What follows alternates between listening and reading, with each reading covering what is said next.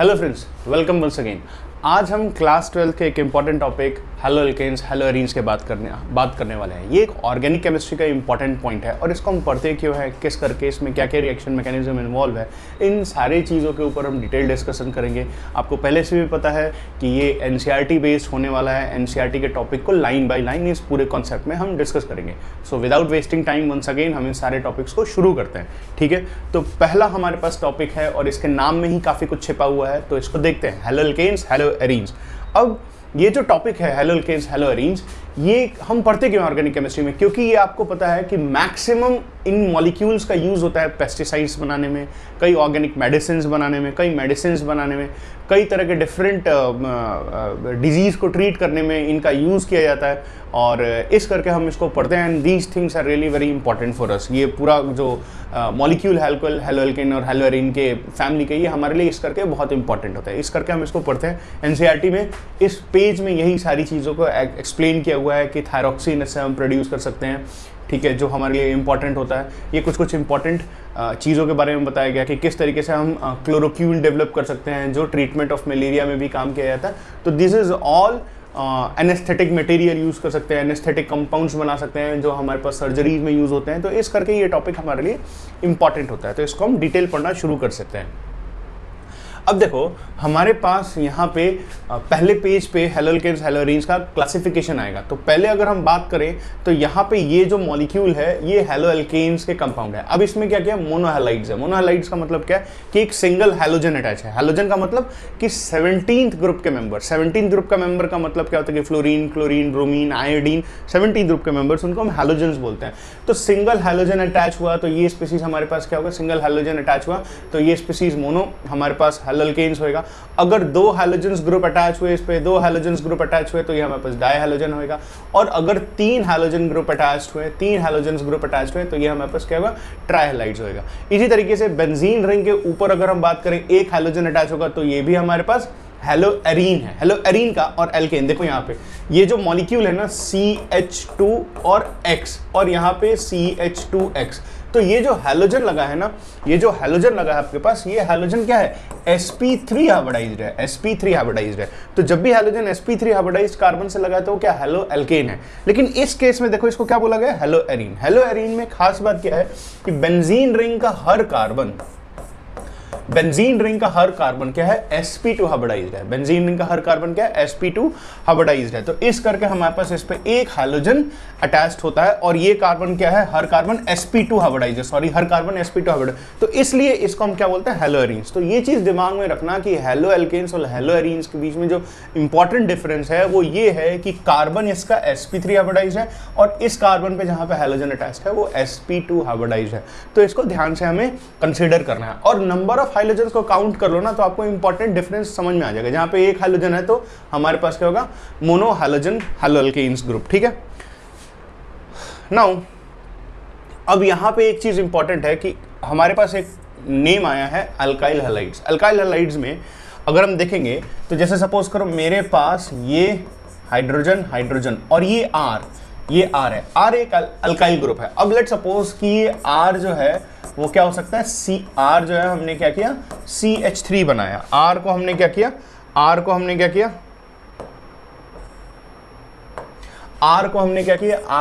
किया CH3 बनाया। तो इसका मतलब ये जो हमारे पास R अटैच्ड है ये एक अल्काइल ग्रुप है और इस कार्बन के साथ लेट सपोज एक कार्बन और अटैच्ड है और यहाँ पे हमारे पास हैलोजन अटैच होगा। तो इस तरह के कार्बन को प्राइमरी कार्बन बोलते हैं। इसके बारे में हमने पहले भी बात की हुई है।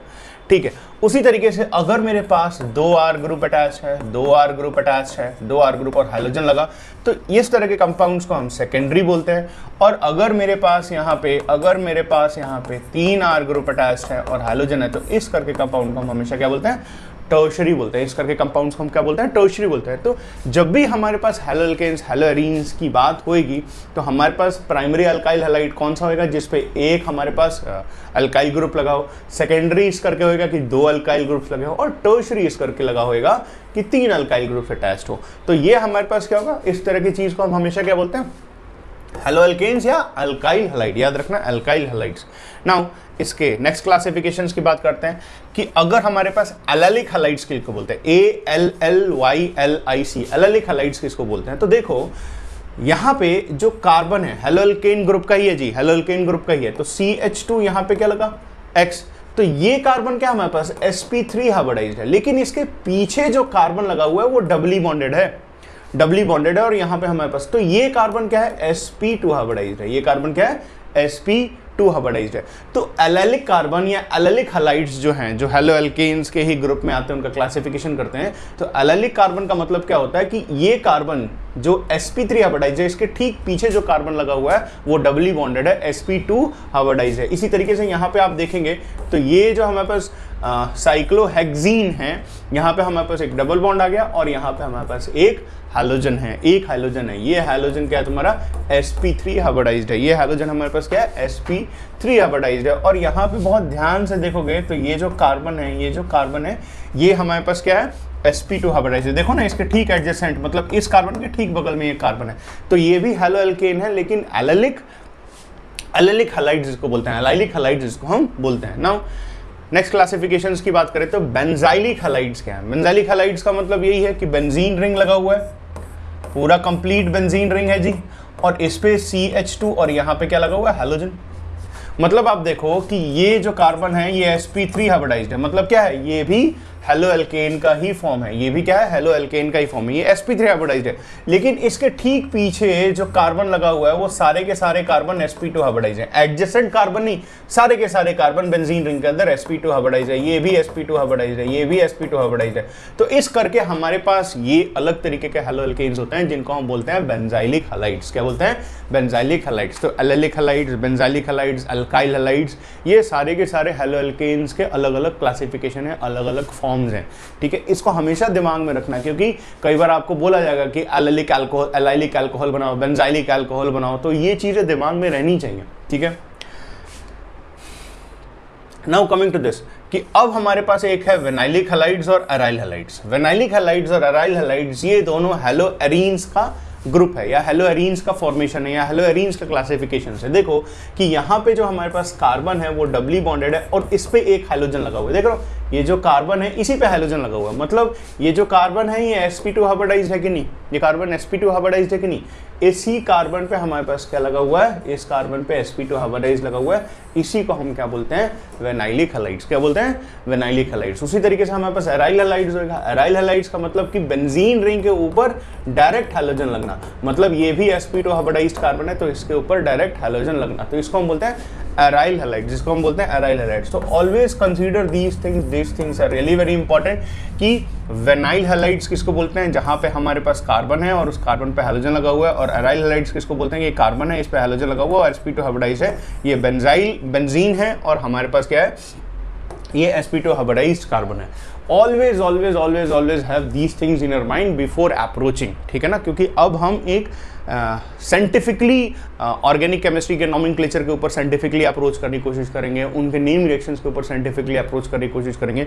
तो ये जो बेसिक क्लासिफिकेशन है भाई कि एलाइलिक हैलाइड्स क्या होता है, एराइल हैलाइड्स क्या होता है, अल्काइल हैलाइड्स क्या होते हैं, बेंजाइल हैलाइड्स क्या होते हैं, ठीक है, और विनाइल हैलाइड्स क्या होता है, विनाइलिक हैलाइड्स क्या होते हैं, इन सबका अगर क्लासिफिकेशन क्लियर नहीं है तो एक बार पीछे जाके उसको देखो ज़रूर, क्योंकि फिर आगे की तरफ जब भी कुछ भी नया आएगा तो आपको एक तरह से परेशानी होने वाली है। तो do consider these things which is bit important for us. Now अगर हम आगे की तरफ बढ़ेंगे तो अब हमारे पास आता है इस स्पीशीज़ का आईपैक नॉमेनक्लेचर। आईपैक नॉमेनक्लेचर आपने किया भी होगा, आपको आता भी होगा, इसको हम देखते हैं। आईपैक नॉमेनक्लेचर्स में हम हमेशा क्या लगाते हैं, लॉन्गेस्ट पॉसिबल कार्बन चेन लेते हैं, लोएस्ट लोकेंट रूल लगाते हैं, अल्फ़ाबेटिकल प्रेफरेंस देते हैं, ये सारे रूल्स हमारे पास उसके हिसाब से, तो उसको देखते हैं, एक दो प्रैक्टिस करते हैं, फिर आगे की तरफ हम करने की कोशिश भी करते हैं। जैसे सपोज करो हमारे पास क्या है कि इस मॉलिक्यूल को ले रखा है हमारे पास, तो हमारे पास क्या है CH3, CH2, CH2 और यहाँ लगा हुआ है Br। तो भाई हमारे पास लॉन्गेस्ट पॉसिबल कार्बन चेन मतलब पेरेंट चेन तो यही है, तो हमारे पास क्या होगा 1 2 3 है, और पहले पोजीशन पे ये ब्रोमीन है। तो मैंने आपको बताया था कुछ हैलोजेंस, कुछ functional groups like bromine, chlorine, fluorine और नाइट्रो, ये इनको हम सुपर प्रीफिक्स में लेते हैं, मतलब ये प्रीफिक्स में आते हैं। तो इसको आप नॉमेनक्लेट करेंगे तो क्या मेंशन करेंगे, 1 ब्रोमो, BROMO, क्या लिखेंगे 1 ब्रोमो। और कितना कार्बन है जी, कितना कार्बन है 1 ब्रोमो, और कितना कार्बन है हमारे पास, कितना कार्बन है 1 2 3, क्या है 3 कार्बन है, तो 3 कार्बन के लिए क्या होगा PROP प्रोप, और ये सिंगल बॉन्ड है हर जगह तो ANE 1 ब्रोमो प्रोपेन हो जाएगा, 1 ब्रोमो प्रोपेन हो जाएगा। इसका कॉमन नेम क्या है? कॉमन नेम का मतलब क्या है कि इसको IUPAC के हिसाब से नहीं, कॉमनली क्या हम बोलने की कोशिश करते हैं, तो ये है N प्रोपाइल ब्रोमाइड। क्या बोलते हैं? N propyl bromide. पर मेरा अपना मानना है कि आप थोड़ा सा प्रेफरेंस किसको देना है? IUPAC नॉमेनक्लेचर्स को देना है, जहाँ पे ज़रूरत होगी कॉमन नेम की कि इस स्पेसिफिक मॉलिक्यूल को आप कॉमन नेम के हिसाब से जानो। जो जैसे अल्कोहल फिनॉल्स में क्यूनिन होता है, बेंजोक्विनोन होता है, इस तरह के कुछ मॉलिक्यूल्स हैं जो कॉमन नेम से जाने जाते हैं, तो वो काफ़ी ज़्यादा कॉम्पिटिशन्स में भी आते हैं और उनका यूज़ भी होता है। पर इस तरह के मॉलिक्यूल्स को आप IUPAC से जानेंगे तो ज़्यादा अच्छा होगा आपके लिए। इसी तरीके से अगर एक बार इन मॉलिक्यूल्स को हम इस तरह के मॉलिक्यूल्स को एक बार नॉमेनक्लेट कर लें, या एक बार इसको हम नॉमेनक्लेट करने की कोशिश करें, जैसे बेंजीन रिंग है और इन पोजीशंस पे एक बार ये ब्रोमीन लग गया, एक बार ये ब्रोमीन लग गया, तो इसको नंबरिंग करेंगे तो 1 2 3 4 5 6 होगा जी। हम हमेशा क्या करेंगे? इधर की तरफ से मूव करेंगे, क्लॉकवाइज मूव करेंगे, एंटी क्लॉकवाइज मूव नहीं करेंगे, क्योंकि यहाँ पे हमें लोएस्ट लोकेंट रूल देना। अगर इसको आपने नंबर 1 दिया तो ये 2 और ये 3 हो जाएगा, ये मिनिमम पोजीशन पे आ जाएगा। अगर आप इधर से मूव करोगे 1 2 3 4 5 तो ये 5th पोजीशन पे आ जाएगा। So in that very way this bromine is not treated as an lowest locant position पे, वो हम नहीं लेके जा सकते, उसका मिनिमम पॉसिबल डिस्टेंस पे नहीं रख सकते। इस करके हम इसको क्या लिखेंगे? 1 2 3 4 5 6, ठीक है ना। तो अब इस चीज़ को बहुत ध्यान से देखना कि इसका जो नॉमेनक्लेचर होगा उसको हम देखने की कोशिश करेंगे। तो ये जो होएगा ना, क्या होगा? 1,3 और ये ब्रोमीन कितने बार है? 2 बार है, तो 2 के लिए हम क्या लिखेंगे? डाई। देखना ब्रोमीन कितने बार है? 2 बार है, तो 2 के लिए आप क्या लिखोगे? डाई। उसके बाद से क्या होगा? Bromo, BROMO। उसके बाद से क्या होगा? ब्रोमो, क्योंकि ब्रोमीन को हम ब्रोमो बोलते हैं, और ब्रोमो और ये ग्रुप क्या है? बेंजीन, तो इसको क्या बोलेंगे? BENZENE। इसको क्या बोलेंगे? 1,3 dry bromo, 1,3 die bromo benzene. अच्छा, एक छोटा सा आपके लिए सवाल है, इसको आप कमेंट में मेंशन कर सकते हैं कि इसका नॉमेनक्लेचर क्या होगा। जैसे मैंने क्या किया, ये बेंजीन रिंग लगाई, यहाँ पे ब्रोमीन लिख दिया और यहाँ पे क्लोरीन लिख दिया। इसका क्या नॉमेनक्लेचर होगा आप एक बार ज़रूर ट्राई कीजिएगा। बाकी इन सारे नॉमेनक्लेचर्स को एक बार अटेम्प्ट लेना और समझने की कोशिश करना कि क्या है। अगर इन केस आपको है, इस वाले नॉमेनक्लेचर को एक बार अटेम्प्ट कर लेते हैं कि भाई क्या है, एक बार क्रॉस चेक करो, तो देखने की कोशिश करते हैं कि क्या है ये नॉमेनक्लेचर।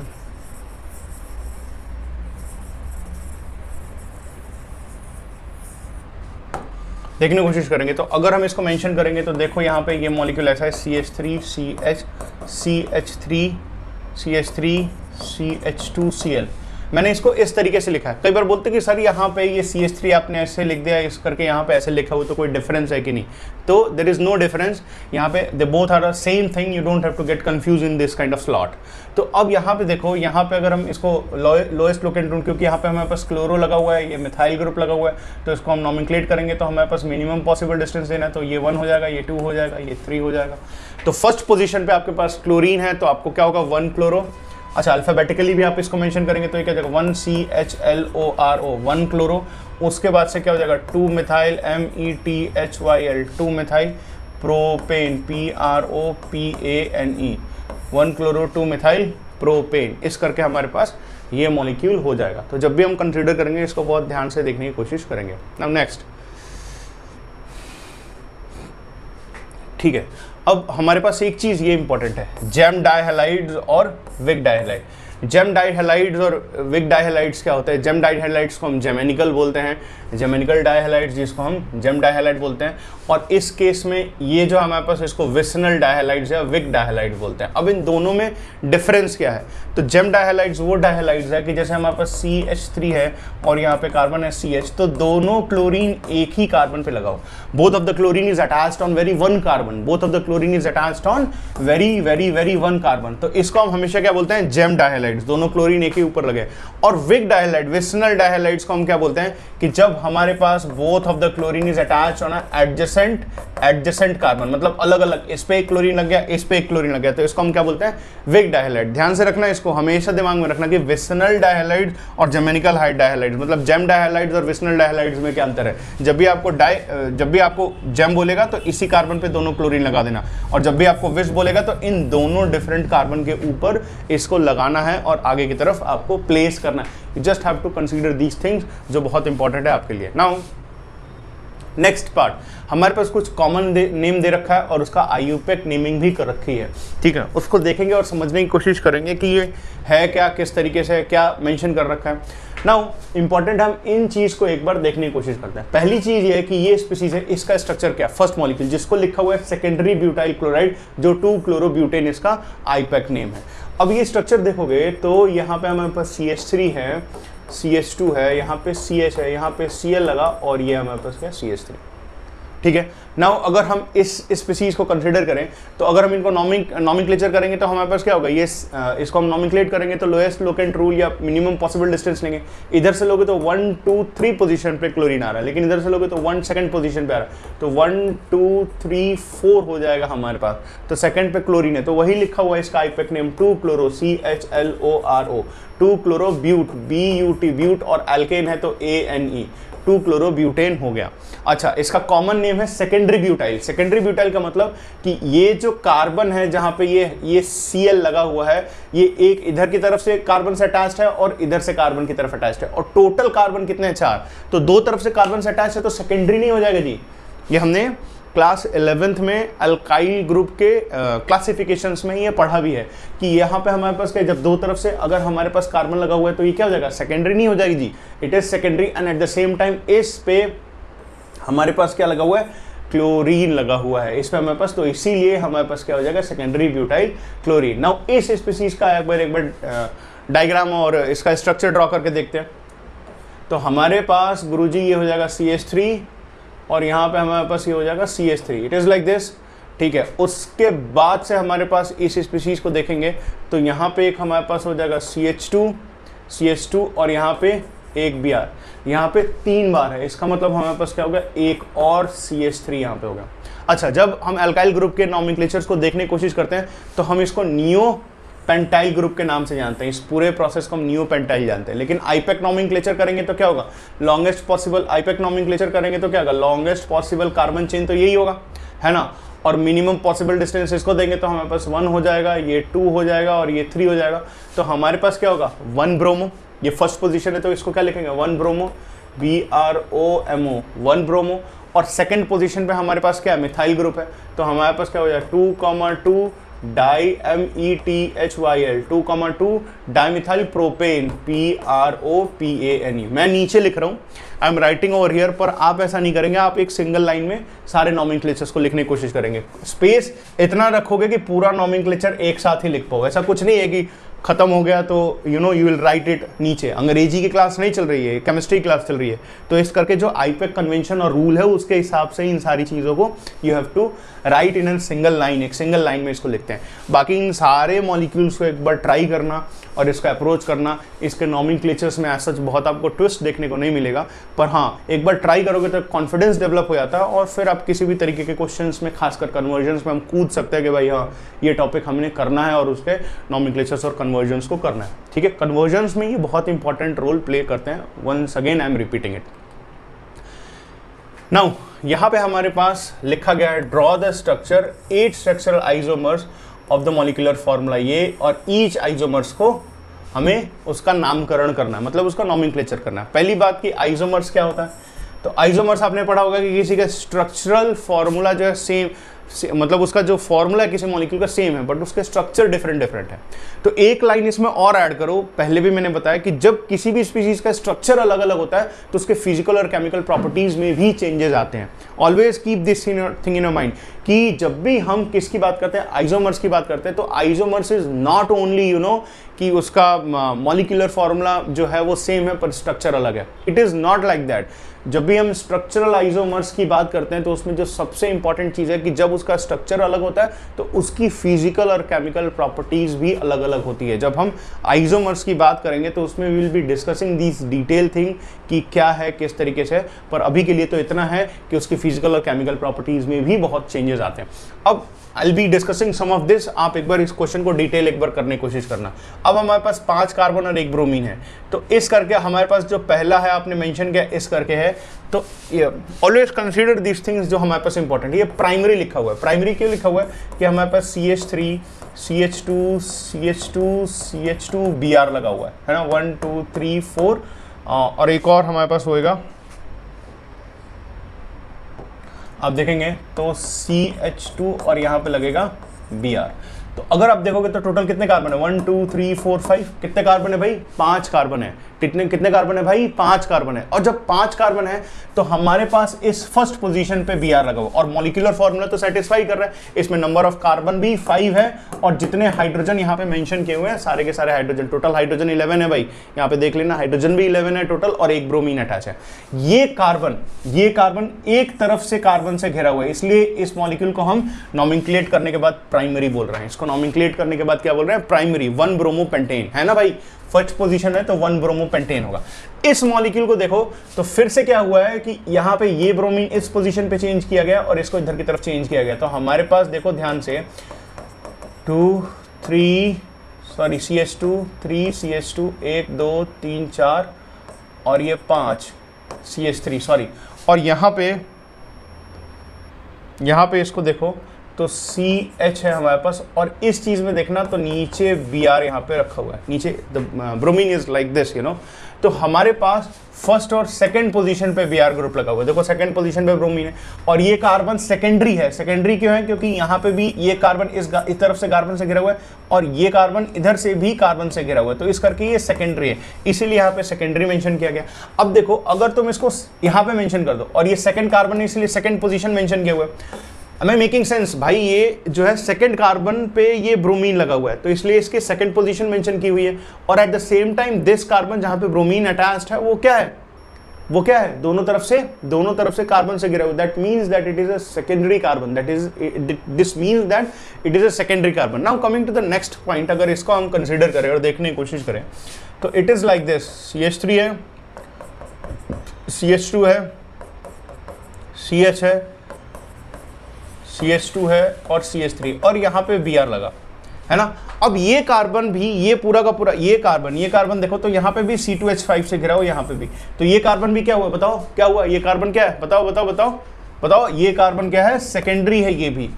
और ये कौन से पोजीशन पे ब्रोमीन लगा हुआ है, थर्ड पोजीशन पे, इस करके इसका नॉमेनक्लेचर हो गया 3 ब्रोमोपेंटेन और इसका नॉमेनक्लेचर ऐसे मेंशन किया हुआ है। तो इस करके आप सारे आइसोमर्स को बनाते चले जाएंगे और आइडेंटिफाई करोगे कि whether these molecules are primary, secondary और tertiary. You just have to identify it and write it. You will get the clear cut sense of these isomers. और बहुत टफ क्वेश्चन नहीं है, आप प्रैक्टिस करोगे तो होएगा। अगर आप बस NCERT में देखोगे क्वेश्चंस को और देख के समझने की कोशिश करोगे तो भाई उससे you are not going to get anything, आपको उससे समझ में नहीं आएगा। केमिस्ट्री में मतलब कि आप कॉपी पेन उठाओ and try to elaborate those molecular formulas, तो फिर उसमें आपको जो है ना ज़्यादा आपको टेक अवे लेके जाएंगे, आपको ज़्यादा समझ में आएंगी चीज़ें। नाउ नेक्स्ट पॉइंट, यहाँ पे कुछ आईपैक नॉमेनक्लेचर्स हैं, again I will be discussing few of them, उसके बाद से रेस्ट आप एक बार प्रैक्टिस करने की कोशिश करेंगे। हमारे पास पहला नॉमेनक्लेचर है, तो पहला नॉमेनक्लेचर यहाँ पे डबल बॉन्ड है, इस करके इसकी प्रेफरेंस है, क्योंकि फंक्शनल ग्रुप में डबल बॉन्ड की प्रेफरेंस हाइड्रोजन से ज़्यादा हो जाती है। तो अगर इसको हम नंबरिंग करने की कोशिश करेंगे तो ये हो जाएगा 1, ये हो जाएगा 2, ये हो जाएगा 3, ये हो जाएगा 4 और ये हो जाएगा 5। तो देखो हमारे पास 4th पोजीशन पे ब्रोमीन लगा हुआ है, तो हमारे पास क्या हो जाएगा 4 ब्रोमो, BROMO, ब्रोमो, 4 ब्रोमो। और हमारे पास फर्स्ट और सेकंड पोजीशन पे क्या है, हमारे पास डबल बॉन्ड है, तो 4 ब्रोमो और ये हमारे पास 5 कार्बन है, तो PENT, paint 2ENE, paint 2ene। ऐसे करके you will try to elaborate the entire nomenclature और उसको सॉल्व करके समझ के लिखने की कोशिश कीजिएगा, जो आपके लिए थोड़ा इंपॉर्टेंट होएगा, ठीक है ना। Always have these things in your mind, clear है। अब इसको एक बार समझ के और सॉल्व करेगा। नेक्स्ट नॉमेनक्लेचर एक बार ट्राई करने की कोशिश करते हैं और इसको भी ट्राई करने की कोशिश कीजिए, ट्राई टू अप्रोच इट। इसको देखने की कोशिश करो, हमारे पास क्या है, ये इसको नॉमेनक्लेट करने की कोशिश करेंगे 5th वाले को, तो हमारे पास क्या हो जाएगा, ये है हमारे पास, इसको नॉमेनक्लेट करेंगे तो ये कार्बन हमारे पास हो जाएगा 1, ये 2, ये 3 और ये 4। क्यों लिया, क्योंकि लॉन्गेस्ट पॉसिबल कार्बन चेन हमें लेना ही लेना है, इस करके we did like this, longest possible carbon chain लिया और इसको हमने इस तरह करके अप्रोच करने की कोशिश की। तो जब हम इसको इस लॉन्गेस्ट पॉसिबल कार्बन चेन को अप्रोच करेंगे तो ये हमारे पास क्या हो जाएगा 1 ब्रोमो ब्यूट 2ene। एक एक करके इन सारे नॉमेनक्लेचर्स को देख के समझ के करने की कोशिश करना बहुत इंपॉर्टेंट है। नाउ इस करके इनका स्ट्रक्चर्स भी आपको एक बार ड्रॉ करना है।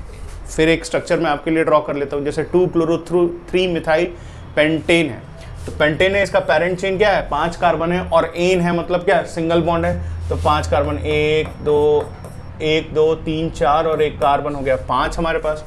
Second position, first second position पे क्लोरीन है, फर्स्ट सेकेंड पोजीशन पे क्लोरीन है, और थर्ड पोजीशन पे हमारे पास क्या है, मिथाइल है, CH3 है। तो इसको हम करेंगे तो CH3 CH CH2 और ये CH3 हो जाएगा। ये इसका स्ट्रक्चर होगा जी।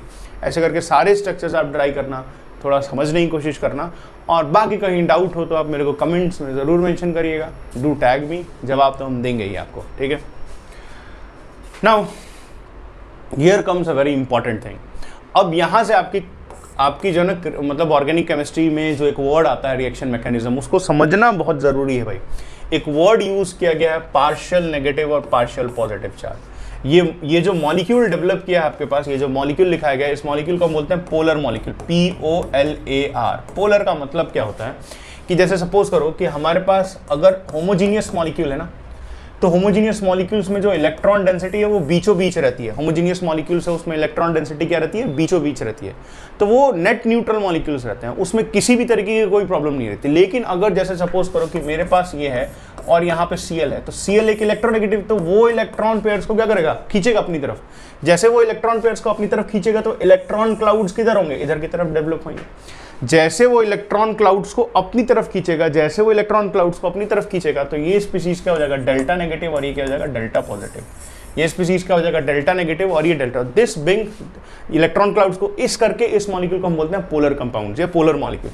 सेम यहाँ पे भी यही चीज हो रहा है कि हमारे पास ये स्पीशीज है और यहाँ हाइड्रोजन लग गया। तो हुआ क्या कि जैसे इलेक्ट्रॉन क्लाउड्स को अपनी तरफ खींचा तो ये डेल्टा नेगेटिव और ये डेल्टा पॉजिटिव। इसको बोलते हैं partially negative and partial positive charge. अब इसका महत्व क्या है, what is the importance of this very thing. तो जैसे सपोज करो कि ऑर्गेनिक कंपाउंड्स में ना हम जनरली दो तरह के रिएजेंट्स को खूब मानते हैं, सोचते हैं, समझते हैं। अब दो तरह के रिएजेंट्स जो आपके दिमाग में खूब बन जाते हैं, दो तरह के रिएजेंट्स। एक हमारे पास जो रिएजेंट्स बनता है उसको हम इलेक्ट्रोफाइल बोलते हैं, ई पॉजिटिव मतलब इलेक्ट्रॉन नेगेटिव, और एक हमारे पास होता है न्यूक्लियोफाइल जो होता है NU नेगेटिव जो प्रोटॉन लविंग होता है। तो अगर इन दोनों को आप इंट्रोड्यूस करने की कोशिश करो या वन बाय वन भी इंट्रोड्यूस करने की कोशिश करो, तो ये जो नेगेटिवली चार्ज है वो किधर की तरफ जाएगा जी, पॉजिटिवली चार्ज स्पीशीज की तरफ। किधर की तरफ जाएगा, पॉजिटिवली चार्ज मतलब ऊपर की तरफ। और ये जो हमारे पास इलेक्ट्रोफाइल है जो पॉजिटिव चार्ज है वो किधर की तरफ जाएगा, नेगेटिवली चार्ज की तरफ, है कि नहीं। सॉरी, ये ऑर्गेनिक केमिस्ट्री में एरो हमेशा नेगेटिव से पॉजिटिव की तरफ बनाते हैं, तो ये किधर की तरफ जाएगा, इधर की तरफ। तो this charges, I mean the polarity in the molecules will give you the clear cut idea कि भाई कौन सा रिएजेंट किधर की तरफ अटैक कर रहा है। तो दिस पोलैरिटी, ये जो पोलैरिटी है ना, ये हमारे लिए एक बहुत ही गेम चेंजर साबित होती है जब हम किसी भी रिएक्शन मैकेनिज्म को समझने की कोशिश करते हैं। Once you understand this kind of things ना, तो ऑर्गेनिक केमिस्ट्री आप बहुत ही जल्दी समझ जाते हैं और करने की कोशिश करते हैं। अब हमारे पास देखो कि कार्बन हाइड्रोजन्स बॉन्ड लेंथ की बात कर रहा है on increasing from this to this, ठीक है ना। अब टिपिकली बॉन्ड एंथैल्पीज और बॉल डाइपोल मोमेंट्स के बारे में कुछ टेबल दिया हुआ है, उसको हम देखते हैं। जैसे देखो हमारे पास क्या है, हमारे पास CH3 है, उसके साथ F लगा हुआ है और लास्ट में CH3I लगा हुआ है। तो जो C मतलब हाइड्रोजन ग्रुप है, फ्लोरीन, क्लोरीन, ब्रोमीन, आयोडीन है हमारे पास। तो जो हमारे पास फ्लोरीन है उसका बॉन्ड लेंथ 139 पिकोमीटर है, लेकिन जो आयोडीन है उसका बॉन्ड लेंथ क्या 214 पिकोमीटर है इसका बॉन्ड लेंथ। अब जिसका बॉन्ड लेंथ ज्यादा है, जिसका बॉन्ड लेंथ ज्यादा है उसकी बॉन्ड एंथैल्पी, अब जिसका बॉन्ड लेंथ ज्यादा है उसकी बॉन्ड एंथैल्पी क्या कम है। आप देख रहे हो, bond length in inversely proportional to bond enthalpy, है ना। मतलब उसको कम एनर्जी में ही तोड़ दिया जा सकता है। मतलब कि जिस स्पीशीज का बॉन्ड लेंथ बड़ा है, मतलब साइज ऑफ उसके बॉन्ड का बड़ा है, तो वो इजीली डिसोसिएट हो सकता है। लेकिन जिसका बॉन्ड लेंथ छोटा है उसमें देखो कितनी एनर्जी जा रही है उसको तोड़ने के लिए। आई बस समझ में। तो जो स्पीसीज का बॉन्ड लेंथ बड़ा होता है वो आराम से डिसोसिएट हो जाता है और रिएक्शन में पार्टिसिपेट कर जाता है। आप आगे की तरफ रिएक्शन मैकेनिज्म में जब आप पढ़ोगे, समझोगे, तो आप देखोगे कि मैक्सिमम ऑर्गेनिक रिएक्शन में क्लोरीन और ब्रोमीन का सहारा लिया जाता है। क्यों? क्योंकि इनका जो रेट ऑफ रिएक्शन है ना, वो रेट ऑफ रिएक्शन क्या होता है, स्लो होता है और मोर फिजिबल होता है। हमें बहुत ज़्यादा मतलब स्लो रिएक्शन भी नहीं चाहिए, बहुत हायर टेम्परेचर पे भी रिएक्शन नहीं चाहिए और बहुत कम टेम्परेचर पे भी रिएक्शन नहीं चाहिए। तो ऑर्गेनिक केमिस्ट्री और लैब पॉइंट ऑफ व्यू से these chlorine and bromine bonds are so feasible for us. Am I making sense और नॉट? आप इस चीज़ को देखो कि इस केस में अगर हम क्लोरीन की बात करेंगे तो 531 हमारे पास किलो जूल पर मोल बॉन्ड एंथैल्पी लगेगी, और ब्रोमीन की बात करें तो उस केस में 293 किलो जूल हमारे पास बॉन्ड एंथैल्पी पर मोल लगेगी। तो these two reagents is really helpful और आप मैक्सिमम केसेस में इन रिएजेंट्स का यूज देखोगे। इस केस में देखोगे तो 139 हमारे पास इसका बॉन्ड लेंथ है और इसकी बॉन्ड एंथैल्पी कितनी हाई है, इसका हमारे पास 214 और इसका बॉन्ड एंथैल्पी कितना लो है। ये बोथ केसेस मतलब chlorine and bromine are average. तो आई गेस कि इन पॉइंट्स को आप अपने दिमाग में बैठा लिए होगे, समझ में भी आ रहा होगा आपको। नाउ कमिंग टू दिस कि हम अब क्या करते हैं कि जब भी हम ऑर्गेनिक केमिस्ट्री पढ़ते हैं तो ये चीज़ एक दिमाग में बनाना कि ऑर्गेनिक केमिस्ट्री से हम पहली चीज़ हम उसका पढ़ते हैं प्रिपरेशन, कि किस तरीके से उस जो हेलो एल्केन्स या हेलो एरीन्स जो पढ़ना है उसको हम किस तरीके से प्रिपेयर कर सकते हैं। सेकंड इंपॉर्टेंट केस इसमें है कि जब हम उसका प्रिपरेशन करते हैं तो प्रिपरेशन के बाद बस हम उसको किस तरीके से उसकी फिजिकल प्रॉपर्टीज़ को डिफाइन कर सकते हैं। और थर्ड केस जो सबसे इंपॉर्टेंट होता है उसके केमिकल प्रॉपर्टीज़ को। तो पहले प्रिपरेशन होता है, फिर फिजिकल प्रॉपर्टीज़ और केमिकल प्रॉपर्टीज़। उसी प्रोसेस में हम पहली चीज़ पढ़ रहे हैं कि प्रिपरेशंस ऑफ हेलो एल्केन्स, और ये किससे बनाया जा रहा है, फ्रॉम अल्कोहल से। अब इस चीज़ को देखो कि हमारे पास अल्कोहल है और इसको HCl और ZnCl2 के प्रेजेंस में बनाया जा रहा है। ठीक है, इसको लिग्नार्ड कैटलिस्ट के नाम से भी जानते हैं। और जब इसको प्रोड्यूस किया जाता है ल्यूकस रिएजेंट के नाम से भी जानते हैं, इसको ल्यूकस रिएजेंट के नाम से भी जानते हैं। अब जब पहली बार इसको प्रोड्यूस किया जा रहा है, प्रिपेयर किया जा रहा है, तो ये क्या बना रहा है, RCl और वाटर मॉलिक्यूल। बिलीव इन मी, आपको ना ये चीज़ याद रखने की ज़रूरत है कन्वर्जन्स में। इसके साथ जो बाई प्रोडक्ट्स है ना उसको बहुत ज़्यादा आपको कंसीडर करने की ज़रूरत नहीं, क्योंकि जब भी आप कन्वर्जन करोगे तो आपको बस मेजर प्रोडक्ट्स ड्रॉ करना है, ये हमेशा दिमाग में रखना। इसमें अगर हम इसी ROH को NaBr और H2O के प्रेजेंस में करेंगे तो ये क्या बनेगा, RBr। इसी केस में अगर आप इसको PX3 के प्रेजेंस में करोगे तो यहाँ पे हमारे पास क्या बनेगा, PR। अब जो भी हैलोजन इस X के जगह पे रखोगे वो यहाँ अटैच हो जाएगा। उसी तरीके से हमारे पास PCl5 लेंगे तो यहाँ पे हमारे पास RCl हो जाएगा। इसी तरीके से ROH यहाँ पे लोगे तो RH बन जाएगा। और इस केस में SOCl2 लेंगे, SOCl2 is the best chlorinating reagent. ये बहुत इंपॉर्टेंट है, आप इसको कई बार पढ़ेंगे।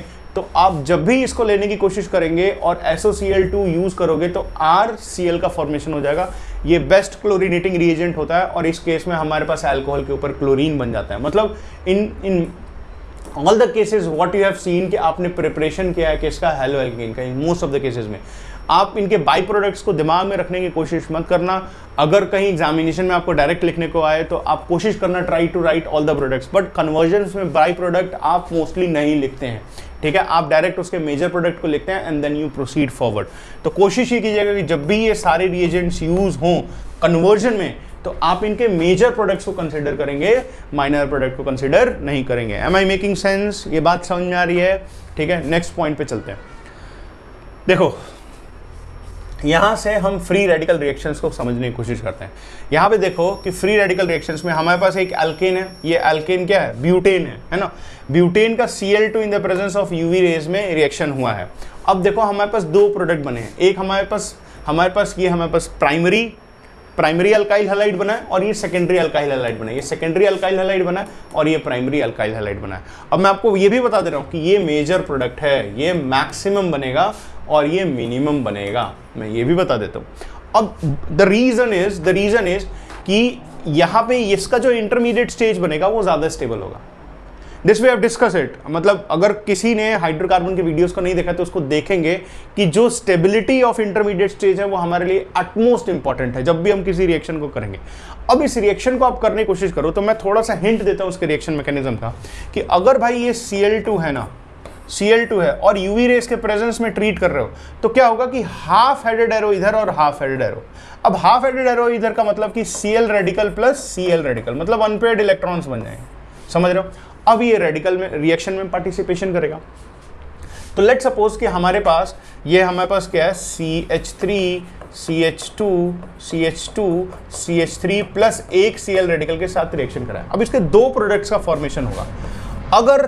अगर हमारे पास हाइड्रोजन यहाँ पहले कार्बन से गया, ध्यान से सुना भाई, अगर पहले कार्बन से हाइड्रोजन गया तो क्या प्रोडक्ट बनेगा जी, क्या प्रोडक्ट बनेगा, CH3 CH2 CH2 CH radical और प्लस HCl। क्या बना, ये बना। I mean this is a primary product. और सेकेंड केस में आप देखने की कोशिश करेंगे, तो CH3 CH2 CH, यहाँ पे CH3 रेडिकल और प्लस HCl। मतलब ये फर्स्ट केस है, फर्स्ट स्टेज ऐसा है और सेकंड स्टेज ऐसा है। अब इसमें से कौन सा मेजर प्रोडक्ट है, कौन सा मेजर प्रोडक्ट है, इसको समझो। तो यहाँ पे ये सेकेंडरी है कि नहीं है, सेकेंडरी रेडिकल है और ये प्राइमरी है। मैंने हमेशा ही किसको प्रेफरेंस दी है, जो सेकेंडरी है वो ज़्यादा स्टेबल होता है, सबसे पहले टर्शरी होता है, फिर सेकेंडरी, फिर प्राइमरी। यहाँ पे सेकेंडरी बन रहा है तो इस करके ज़्यादा स्टेबल है। अब हमारे पास दूसरा जो Cl रेडिकल है वो इसके साथ रिएक्शन करेगा कि नहीं करेगा। दूसरा Cl रेडिकल, मैं कोशिश कर रहा हूँ, जगह थोड़ी कम है, प्लस जगह थोड़ी कम है, but please try to understand कि ये होएगा कैसे। अब दूसरा Cl रेडिकल अटैक करके तो ये यही बनाएगा ना, CH3 CH2 CH2, यहाँ पे CH3 और सॉरी यहाँ पे CH2 नहीं होगा,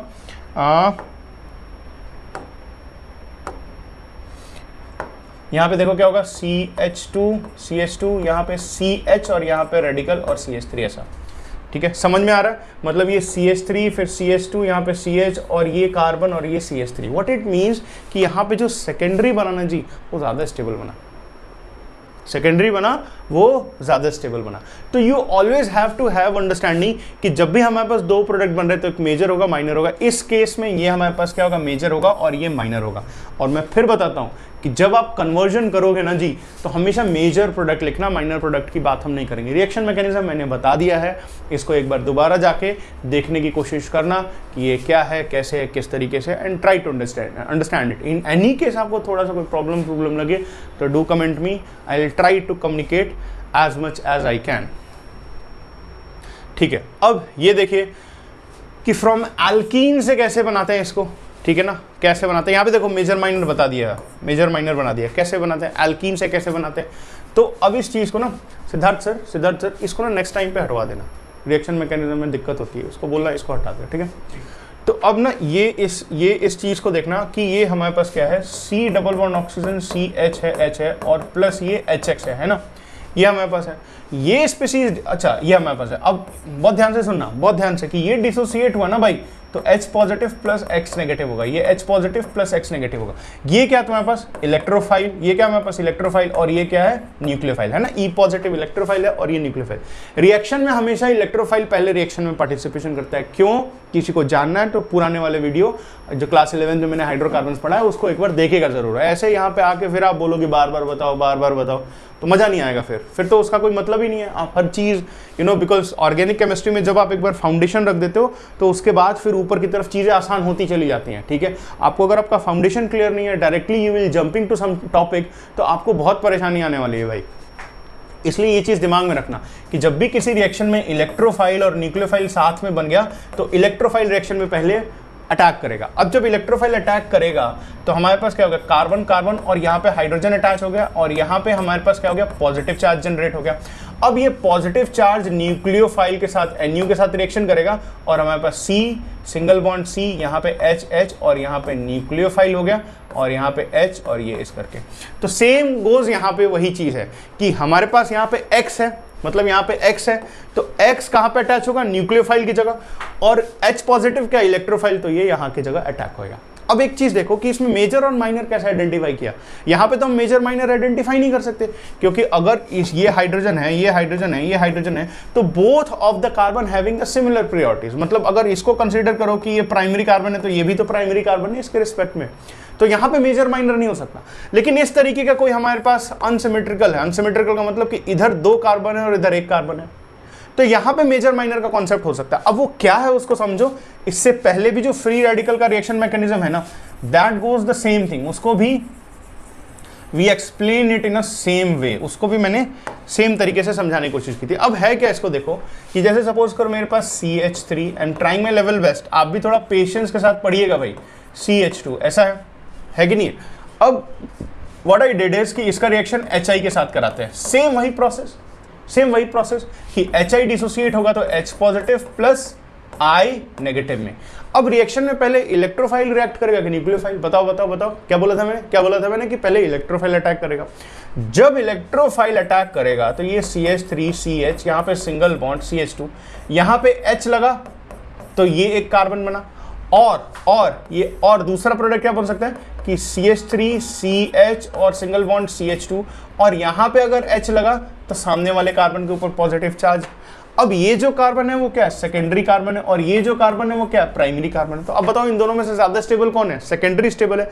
तो हम हमेशा ऑर्गेनिक केमिस्ट्री में स्टेबल प्रोडक्ट की तरफ जाते हैं अनटिल एंड अनलेस कोई रिएजेंट दे के आपको कुछ ना कुछ स्पेसिफिक रिएक्शन की तरफ जाने को बोला जाए। तो इस केस में सेकेंडरी बना। तो now the important thing is this कि अब I नेगेटिव इसके ऊपर रिएक्शन करेगा और फॉर्मेशन क्या होगा, CH3 CH, यहाँ पे I लग गया और CH2 यहाँ पे H। Now this prove itself, यहाँ पे ये चीज को प्रूव किया जाएगा, ये चीज बताई जाएगी कि ये हमारे पास क्या है, सेकेंडरी है, और ये यहाँ पे अटैच हो गया। तो देखो यहाँ पे जो बीच में ये जो अटैच है, ये अटैच है, ये मेजर प्रोडक्ट है भाई, और ये हमारे पास जो साइड में अटैच्ड है उसको हम माइनर प्रोडक्ट बोलेंगे। तो ये हमारे पास I, यहाँ पे I अटैच हो जाएगा और ये स्पीशीज का हो जाएगा CH3 CH2 CH2 और यहाँ पे I अटैच होगा। तो this is the minor product. तो ये हमारे पास माइनर प्रोडक्ट हो गया, ये हमारे पास मेजर प्रोडक्ट हो गया। Always have these things in your mind, always have these things in your mind. Now again consider this thing. हाँ भाई, समझ में आया, थोड़ा बहुत समझ में आ रहा है ऑर्गेनिक केमिस्ट्री भाई? ऐसा ही है, अभी तो शुरुआत है। हाँ, अब यहाँ पे देखो क्या हुआ, Br2 CCl4 के प्रेजेंस में लगा तो विसिनल डाइहैलाइड बना रहा है। Br2 CCl4 के प्रेजेंट में लगा, विसिनल डाइहैलाइड बनाएगा, ये रिएक्शन कर लेगा इसके साथ, और जो डबल बॉन्ड है उसको खा जाएगा। ये डबल बॉन्ड है और ये Br2 उसको खा गया CCl4 के प्रेजेंस में, और ये दोनों जगह हाइड्रोजन हाइड्रोजन, यहाँ पे Br हाइड्रोजन हाइड्रोजन और यहाँ पे Br लग जाएगा। ठीक है, दोनों हमारे पास केस हो गया। Now next is identify the structural isomers. अब इसके स्ट्रक्चरल आइसोमर्स बनाने भाई, इसको ड्रॉ करना, क्लोरीनेट करके आइसोमर्स बनाने का तरीका हमने डिस्कस किया है। ये क्वेश्चन थोड़ा ध्यान से देख लेना, इसका सोल्यूशन भी गिवन है तो कोशिश करना उसको सॉल्व करने का। नाउ नेक्स्ट केस है फिंकलस्टीन रिएक्शंस किसको बोलते हैं, सॉल्ट रिएक्शंस किसको बोलते हैं, है ना। फिंकलस्टीन रिएक्शंस, ये रिएक्शन एक्सचेंज ऑफ हाइड्रोजन में होता है। ये रिएक्शन किसके लिए होता है, exchange of hydrogen. Dry acetone के प्रेजेंस में इस रिएक्शन को किया जाता है। हुआ क्या है कि RX और प्लस NaI के प्रेजेंस में इस रिएक्शन को कराया गया है। तो ये हमेशा जब भी ये रिएक्शन हुआ तो एक्सचेंज हो गया, मतलब इसका हाइड्रोजन इसके पास, इसका हाइड्रोजन, मतलब इसकी टोपी उसके इधर, उसकी टोपी इसके साथ। तो यहाँ पे हमारे पास क्या हो जाएगा, RI और प्लस NaX, तो एक्सचेंज ऑफ हाइड्रोजन हुआ। इस रिएक्शन को हम हमेशा क्या बोलते हैं, फिंकलस्टीन रिएक्शंस। अब देखो ये रिएक्शन अल्काइल क्लोराइड और ब्रोमाइड के प्रेजेंस में होता है, इसको हम इस तरीके से करने की कोशिश करते हैं NaI के प्रेजेंस में। मतलब ये जो X है वो क्लोरीन और ब्रोमीन हो सकता है, फ्लोरीन नहीं हो सकता। अगर हमारे पास फ्लोरीन चाहिए तो फ्लोरीन के लिए हमारे पास ये रिएजेंट्स हैं। फ्लोरीन के लिए स्पेसिफिकली शॉर्ट रिएक्शंस होता है कि हमारे पास CH3Br है, AgF के साथ आप रिएक्शन करेंगे, AgF के साथ रिएक्शन करेंगे तो ये एक्सचेंज होएगा, हमारे पास CH3F और AgBr का फॉर्मेशन होगा। इसको हम शॉर्ट रिएक्शंस के नाम से जानते हैं। ये दोनों रेम रिएक्शंस मोर और लेस सेम है, और इसमें यहाँ पे बस फ्लोरीन का एक्सचेंज हो रहा है और यहाँ पे हमारे पास I का एक्सचेंज हो रहा है instead of chlorine and bromine. तो क्लोरीन एंड ब्रोमीन में होएगा तो फिंकलस्टीन और नहीं तो शॉर्ट रिएक्शन।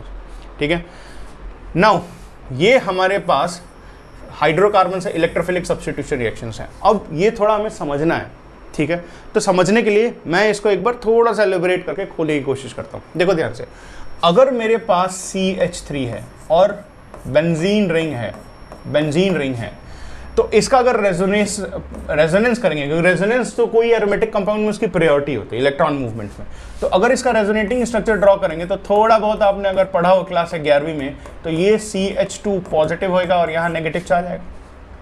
तो पहला नेगेटिव चार्ज कहाँ आया जी, ऑर्थो, ORTHO ऑर्थो। फिर अगर इसका दूसरा रेजोनेटिंग स्ट्रक्चर ड्रॉ करेंगे तो क्या होगा, डबल बॉन्ड, यहाँ पे नेगेटिव चार्ज और ये CH2 पॉजिटिव। ठीक है ना, रेजोनेंस आना चाहिए भाई। अब रेजोनेंस पे आपको हाथ मतलब बिल्कुल साफ होना चाहिए। तो दूसरा नेगेटिव चार्ज कहाँ है, पैरा, PARA पैरा। और अगर इसका एक और रेजोनेटिंग स्ट्रक्चर ड्रॉ करेंगे तो वो क्या होगा, आप यहाँ पे ये नेगेटिव चार्ज और ये CH2 पॉजिटिव, ऐसा हुआ। तो ये नेगेटिव चार्ज ऊपर की तरफ जाएगा तो फिर क्या होगा, ऑर्थो, ORTHO। फिर क्या हो गया, ऑर्थो। क्या हो गया, मतलब कि ऑर्थो पैरा और ऑर्थो पे आपने, मतलब ऑर्थो पैरा पोजीशंस पे आपके पास नेगेटिवली चार्ज है। तो इसका मतलब क्या है कि इन पोजीशंस पे, ऑर्थो पैरा पोजीशंस पे आपके पास पॉजिटिवली चार्ज स्पीशीज अटैक कर सकता है। फिर से बताता हूं मैं कि ये जो कार्बन, ये जो हमारे पास टबलीन बोलते हैं इसको, इस पे अगर रेजोनेंस करोगे तो ऑर्थो और पैरा पोजीशंस में रेजोनेंस के दौरान क्या है, नेगेटिवली चार्ज। तो उस पर कोई पॉजिटिव चार्ज स्पीसीज भाई रिएक्शन कर सकता है, और ये हमेशा you have to consider these things which is very important for us. तो इसको अगर हम समझने की कोशिश करेंगे तो अब आई गेस ये सारी चीज़ें क्लियर है, रेजोनेंस का कॉन्सेप्ट क्लियर है। अब इसको देखो, इसका रिएक्शन मैकेनिज्म क्या है, क्या होएगा, देखो ज़रा, देखो ध्यान से। तो अब इसका रिएक्शन इसका रिएक्शन किसके प्रेजेंस में कराया गया, ये हमारे पास CH3 है, और इसका रिएक्शन किसके प्रेजेंस में कराया, X2 और Fe डार्क में इस करके कराया गया, क्योंकि लाइट में कराते तो ये हैलोजन फ्री रेडिकल रिएक्शन में टूट जाता। अब डार्क में कराया गया है और Fe के प्रेजेंस में है, तो Fe क्या करेगा, लुईस एसिड की तरफ है, तो ये FeX बना लेगा, FeX और प्लस X पॉजिटिव, मतलब ये लोन पेयर अपनी तरफ एब्जॉर्ब कर लेगा, तो कुछ X पॉजिटिव बनाएगा ये। तो X पॉजिटिव का मतलब इलेक्ट्रोफाइल जनरेट हो गया। तो जब इलेक्ट्रोफाइल जनरेट हो गया तो वो किसके ऊपर अटैक करेगा, CH3 के ऊपर अटैक करेगा कि नहीं करेगा, करेगा। तो CH3 के ऊपर जब ये X पॉजिटिव अटैक करेगा तो इसके दो पॉसिबल पोजीशन बनेंगे। एक तो हमारे पास CH3X यहाँ अटैच हो गया, और क्यों, क्योंकि मैंने पहले ही बताया था कि ऑर्थो पोजीशन पे क्या है, नेगेटिवली चार्ज्ड है, और फिर प्लस कहाँ आएगा, ये पैरा पोजीशन पे, कहाँ आएगा जी, CH3 यहाँ पे X पैरा पोजीशन पे। क्यों पैरा पोजीशन पे आएगा, क्योंकि रेजोनेंस के टाइम में व्हाट आई हैव एक्सप्लेन कि ऑर्थो पैरा पोजीशन पे पॉजिटिवली चार्ज नेगेटिवली चार्ज आ रहा है, तो पॉजिटिवली चार्ज स्पीसीज कहाँ अटैक करेगा, ऑर्थो पैरा पोजीशन पे। तो हमारे पास दो प्रोडक्ट बने, एक ये ऑर्थो प्रोडक्ट और एक पैरा प्रोडक्ट। अब यहाँ पे जो ऑर्थो पोजीशन है वहाँ पे स्टेरिक हिंड्रेंस ज़्यादा है, आपस में ये रिपेल कर रहे हैं। तो जब स्टेरिक हिंड्रेंस ज़्यादा है तो इसका क्या मतलब होता है, इसका मतलब ये होता है कि आपस में रिपेल करेंगे तो अनस्टेबल हो जाएंगे। लेकिन पैरा में ये आपस से एक दूसरे से दूर है, तो स्टेरिक हिंड्रेंस ना के बराबर बिल्कुल कम है। तो इस करके ये जो प्रोडक्ट है, ये प्रोडक्ट मैक्सिमम बनता है, और ये जो प्रोडक्ट होता है वो मिनिमम बनता है, ठीक है ना। तो ये चीज़ यहाँ पे मेंशन कर रखी है, इनका मिनिमम और मैक्सिमम होगा, इसको हम सेपरेट आउट कर सकते हैं, क्योंकि इनके मेल्टिंग पॉइंट में बहुत ज़्यादा डिफरेंस होता है, लार्ज डिफरेंस होता है। तो we can do it very easily. I guess I made my point. आप इसको एक बार दोबारा देखना कि कैसे मैंने समझाने की कोशिश की, और एक बार पढ़ना ज़रूर NCERT के पॉइंट्स को, बहुत इंपॉर्टेंट होएगा। नाउ सैंडमेयर रिएक्शन जी, ऑर्गेनिक केमिस्ट्री में सैंडमेयर रिएक्शन और ग्रिग्नार्ड रिएजेंट, इसकी बड़ी मान्यता है, ठीक है। अब सैंडमेयर रिएक्शन देखो बड़ा खतरनाक है कि एनिलीन लिया, एनिलीन NaNH2, इसके ऊपर क्या लिया, एनिलीन NH2, इसका रिएक्शन NaNO2 NaNO2 और प्लस HX के प्रेजेंस में करा रूम टेम्परेचर 273 से लेके करीब 0 डिग्री सेल्सियस के आसपास इसको रखा, तो हमारे पास डाइजोनियम सॉल्ट बन जाएगा जी। डाइजोनियम सॉल्ट मतलब N2 पॉजिटिव X नेगेटिव। अब ये जो N2 पॉजिटिव है ना, इसका स्ट्रक्चर समझने की जरूरत है। ये N2 पॉजिटिव ऐसा होता है जी, इसका स्ट्रक्चर देखना, नाइट्रोजन 1 2 3 नाइट्रोजन पॉजिटिव चार्ज और X नेगेटिव, मतलब यहाँ पे हमारे पास इसका होता है। जब ये reaction N2 positive X negative के साथ होएगा, वापस किसके प्रेजेंस में, Cu2X2 के प्रेजेंस में जब ये रिएक्शन होगा तो हमारे पास फॉर्मेशन हो जाएगा हैलोजन, और प्लस हमारे पास बन जाएगा N2 गैस। हमारे पास क्या बन गया, N2 गैस, और ये हैलोजन बाहर की तरफ नहीं है। ये रिएक्शन CuX के प्रेजेंस में हो सकता है, बोथ आर सेम रिएजेंट्स। तो ये जो डाइजोनियम सॉल्ट है, इसको अगर CuX के प्रेजेंस में करोगे तो यहाँ पे हैलोजन लगेगा और प्लस N2 गैस बाहर की तरफ निकल जाएगा। इस डाइजोनियम सॉल्ट को अगर Ki के प्रेजेंस से करोगे तो यहाँ पे आयोडीन लग जाएगा और N2 गैस बाहर की तरफ निकल जाएगा, ठीक है। अब हमारे पास यहाँ पे कुछ क्वेश्चंस हैं, इसको देखते हैं।